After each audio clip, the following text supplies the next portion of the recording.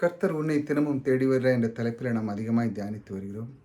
ஒவ்வொரு நாளும் அவர் நம்மை தேடி வந்து அவருடைய வார்த்தைகளை நமக்கு உள்ளத்தில் வைத்து ஒரு விதை போல அந்த வார்த்தை உள்ள வைத்து நமக்கு வாழ்க்கையில் மிக உயர்ந்த ஸ்தானத்தை அடைவதற்காக நம்மை தேடி வருகிறார்.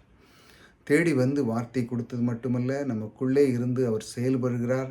எப்படி அந்த விதை தன் பூமியில் இருந்து அது செயல்பட்டு கனி கொடுத்து அது பலனாக இருக்கிறது போல நமக்குள்ளே அந்த கிறிஸ்து நமக்குள்ளே இருந்து நம்முடைய வாழ்க்கையை சிறப்பு செய்கிறவர் நம்மோடு கூட இருக்கிறார்.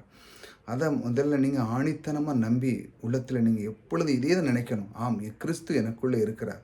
அவர் என்னுடைய வாழ்க்கையின் தரக்கான ஒரு வாய்ப்பை எனக்கு தந்து கொண்டிருக்கிறார். அவர் எனக்குள்ளே இருந்து எல்லா விதமான நற்கிரியைகளை செய்கிறவர் எனக்குள்ளே இருக்கிறார். இப்படி உங்கள் நாவு சொல்லிக்கொண்டே இருக்கணும். தேவன் தேடி வந்து இப்படி தான் உங்களை சொல்ல விரும்புகிறார். அவருடைய விருப்பமும் சித்தமும் இப்படித்தான். பாருங்கள், அவருடைய வார்த்தையை நேராக போவோம். உமக்கு வாய்க்கும், கர்த்தர் அதை ராஜாவின் கையிலே ஒப்பு கொடுப்பார் என்றார்கள் என்று ஒரு வசனம் இருக்குது 1 ராஜாக்கள்ல. இதில் பாருங்கள், தீர்க்கதரிசி சில காரியங்களை சொல்கிறாங்க. தீர்க்கதரிசி வந்து இந்த இடத்துக்கு போ, நீ இதை சுதந்திரித்துக் கொள்ளலாம் என்று சொல்கிறார். அதே போல் அதை ராஜாவின் கையிலே ஒப்பு கொடுப்பேன், இந்த இடத்துல நீ போ அப்படின்னு சொல்லி ஒப்பு கொடுக்குறார். அதே போல் நம்முடைய வாழ்க்கையிலும் கர்த்தர் நமக்கு சொல்லுகிறார், தினமும் நீ தேவனுடைய வார்த்தை கேளு, தினமும் இந்த மாதிரி வேர்ட்ஸ்களை கேளு. ஒவ்வொரு நாளும் கர்த்தரை எப்படி தேடி வருகிறார், நமக்கு தேடி வந்து அவர் என்ன கொடுக்கிறார் சொல்லுகிறார். நீ நினைத்து எந்த காரியத்தில் நன்மையை நினைத்து செய்கிற அந்த காரியம் எல்லாமே நான் உனக்கு ஒப்பு கொடுத்தேன் என்று சொல்லுகிறார். அந்த ராஜாவுக்கு எப்படி சொல்ல, அவர் தீர்க்கதரிசி சொல்றாரு, அந்த ராஜாவின் கையிலே ஒப்பு கொடுப்பார் என்றார் சொல்லியிருக்கிறாரா தீர்க்கதரிசி. அந்த மாதிரி ஒரு அந்த சம்பவத்தை நீங்கள் பார்த்தீங்கன்னா தெரியும். அந்த தீர்க்கதரிசி அப்படி சொல்லலாம், நீ போ, அந்த இடத்துக்கு போ, உனக்கு அந்த இடத்தை உனக்கு அந்த காரியத்தை உனக்கு ஒப்பு கொடுத்தேன் என்று சொல்கிறார். அதே போல் நம்முடைய வாழ்க்கையில் நம் தேவன் நம்ம கூடவே இருக்கிறவர்.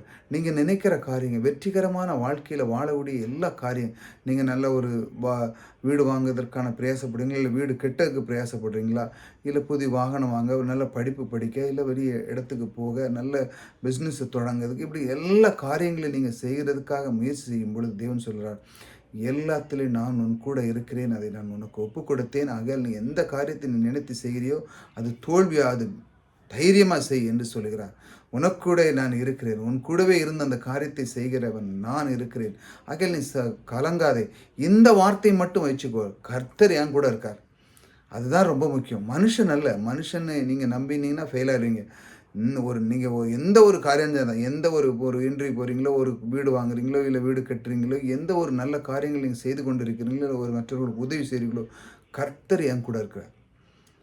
மனுஷனை நான் நம்பலை, கர்த்தர் எனக்குள்ள இருக்கிறார். இதனுடைய வெற்றி வாழ்க்கையில் தருகிறவர் எனக்குள்ளே இருக்கிறார். ஆகையால் அவர் சொல்லுகிறார், அவர் எனக்கு ஒப்பு கொடுத்துருக்கிறார். எல்லா காரியத்தையும் எனக்குள்ளே ஒப்பு கொடு. நான் ஒரு காரியம் செய்கிறேன்னா அந்த காரியத்தை கைவிட்டு வாய்க்க பண்ணுகிறவர் தேவன், அவர் எனக்குள்ளே இருக்கிறார். இப்படி உங்கள் நாவை அறிக்கை செய்கிறதா? நீங்கள் என்ன பண்ணுவீங்க? உங்கள் பிரயாசத்தில் பண்ணுங்க. என்கிட்ட பணம் இருக்குது, பிஸ்னஸுக்கு நான் அதை பண்ணிடுவேன், இதை பண்ணிடுவேன்னு சொல்லி அங்கே தான் ஃபெயில் ஆகிடுறீங்க. தேவனுக்கு முதலிடம் வைக்கும்போது, ஆம் கர்த்தாவே, இந்த தொழிலை ஆரம்பிக்கிறேன், இது உமக்கு முன்பாக வைக்கிறேன்.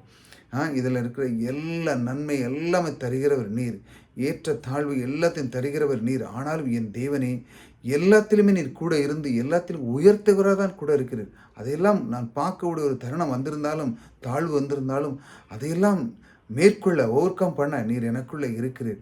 எல்லா காரியத்திலும் எனக்கு ஒப்பு கொடுத்து தந்தீர என் தேவனே, உமக்கு கொடான கூடி நன்றி சொல்லிதான் இந்த மாதிரி வார்த்தைகளை கொண்டு உங்களுக்கு ஒரு ஊண்டுதலாக இருக்கிறார். உங்களுடைய மனதை வந்து கீழாகாமல் மேலாக, அதாவது ஒரு தைரியமாக இருக்கும்.